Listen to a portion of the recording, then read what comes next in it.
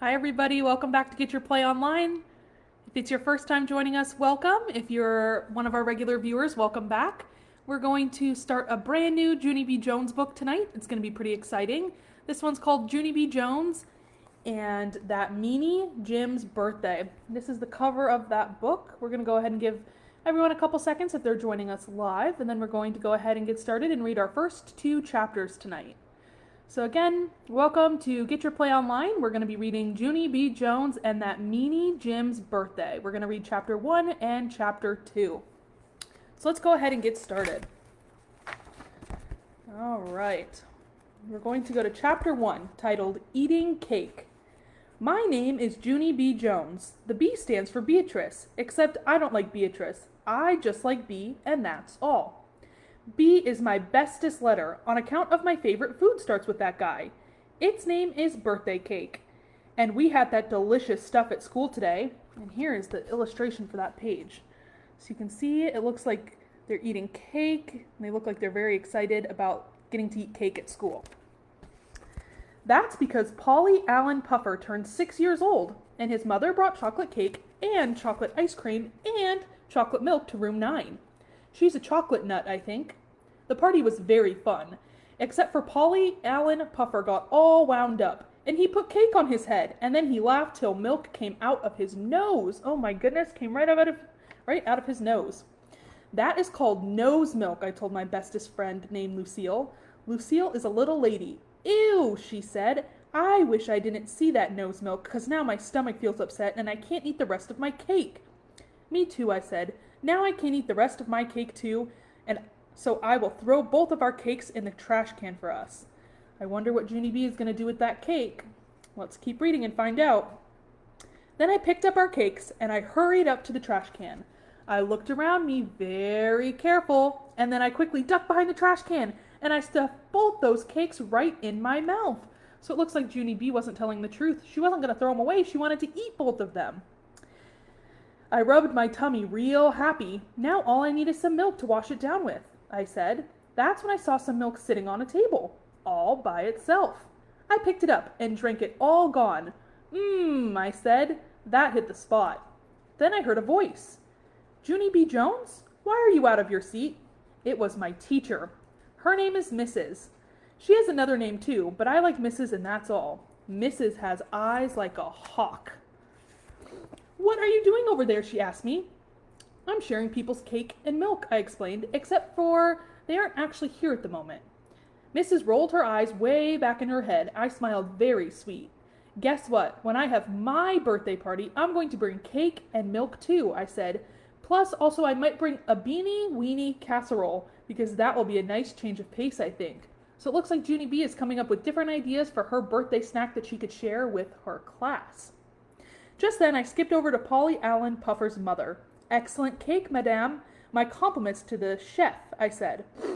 Then me and her did a high five, only she didn't actually put her hand out, and so mostly I hit her on the arm. After that, I skipped back to my seat. Lucille was finishing her chocolate ice cream.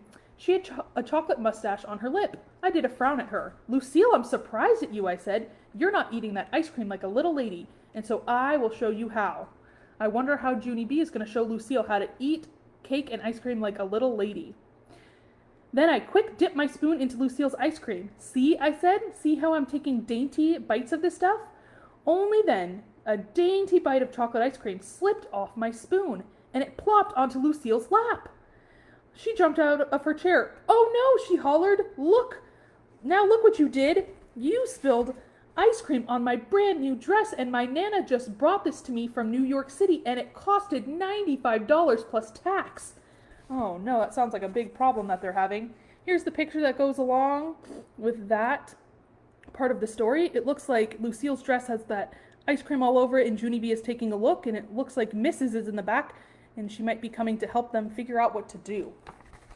Mrs. hurried up to my table. She had a wet sponge to clean Lucille's dress. No, don't, said Lucille. You can't put water on this, 'cause this dress is made of satin, and satin is dry clean only. Mrs. made angry eyes at me. I did a gulp. Who knew? I said real soft, and then I put my head down on my table, and I covered them up with my arms, because that is called laying low. And laying low is what you do if you know what's good for you. So it looks like Junie B is feeling kind of sad that she accidentally spilled that ice cream on Lucille's dress. So now we're going to go into chapter 2 and see what happens next. Chapter 2, tapping on that Jim's head. After the party, me and my other bestest friends rode home on the bus. Her name is Grace. Me and that Grace take turns sitting next to the window. That is good sports of us, I think, except for sometimes we forget whose turn it is. Then we have to settle it. This time it was that Grace's turn to sit next to the window. Guess what? I don't even care if you sit there today, I told her, because eating all that cake made me in a happy mood. That Grace smiled. Me too, she said. Eating that cake made me in a happy mood too. Yeah, only you can't be as happy as me, I explained, because I had 2 cakes and you just had 1. That Grace did a frown.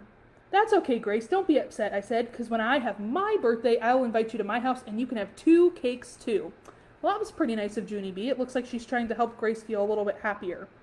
Oh boy, she said. I know, it is oh boy, I said back. Plus, you will also get your very own paper cup with M&Ms in it. Ooh, yum, I love M&Ms, said that Grace. Me too, I love M&Ms too, I said. On account of the chocolate doesn't melt on your hands. Just the colors melt on your hands and that's all. I smiled real big. And here's another good thing, Grace. When you come to my party, you will get your very own party hat. And we will play Twister, plus we will also play that game where you shout bingo, only I keep forgetting the name of that one. Just then, a meanie boy named Jim jumped up from his seat. Bingo, he shouted. Its name is Bingo. Who would even want to come to a party like yours? Oh, that doesn't sound like a very nice thing to say to somebody. He made his voice real loud so everyone could hear. At my house, I have cool birthday parties, he said. Like last year, my party was named Clowning Around, and we had 2 clowns from the circus, and they made balloon animals and did magic tricks. I leaned way close to his face. So, I said, I don't even like clowns. Clowns are not normal people. Plus, my very own grandpa Frank Miller can make balloon animals too, except for they look like wiener dogs, only he's working on it. That Jim wasn't even listening to me. He kept talking about his parties. This year, my party is named Old MacDonald's Farm, and a real farmer is bringing a petting zoo right to my front yard, and he's going to bring a lamb and a goat and a burro and some rabbits, and he's also bringing a real-life pony for us to ride. I put my hands on my waist. So here's that picture. It sounds like Junie B is starting to feel upset and angry at what Jim is saying to her about her party, because Junie B is excited about what she wanted to do at her party, and Jim doesn't seem to be listening to her. So let's see how she solves her problem. Yeah, well, too bad for you, I said, because I saw all about ponies on TV, and ponies buck you off their backs. So I wouldn't even come to your party in a jillion billion years. Good, hollered that Jim. I'm glad, because my birthday is this coming Saturday, and tomorrow I'm bringing invitations to every single person in room 9, only not to you. You're the only one in the whole class I'm not bringing an invitation to, so there. Then he did a big ha right in my face, and he sat back down in his seat.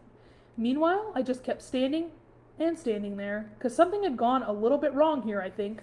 I tapped on his head. I wonder what Junie B is going to say to Jim. Let's see. Yeah, only here's the thing, I said.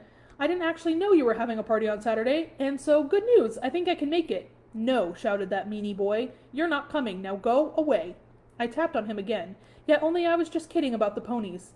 I said, I don't care. Stop bothering me, he shouted. I stood on my tippy toes and looked at his head. Love your hair today, I said. That Jim swatted at me. Get away from me, he hollered. You're not coming to my party, and that's final. Just then a big lump came into my throat. So it sounds like Junie B might be feeling really sad about some of the things her and Jim talked about and that she might not be invited to his birthday party. A big lump is what comes before crying. It hurt to swallow. I sat down and hid my face in my sweater. Darn it, I said, because I think I really would have enjoyed myself at that thing. Then my bestest friend named Grace put her arm around me, and she patted me real gentle, and she let me sit next to the window. So that's where we're going to stop for today. And if you want to figure out how Junie B solves the rest of her problems, you're going to have to tune back in to Get Your Play Online, where we're going to continue reading different chapters of Junie B. Jones and that Meanie Jim's birthday. And we can read together and see how she ends up solving her problems. So thank you all so much for joining us at Get Your Play Online, and we hope you have a great rest of your night.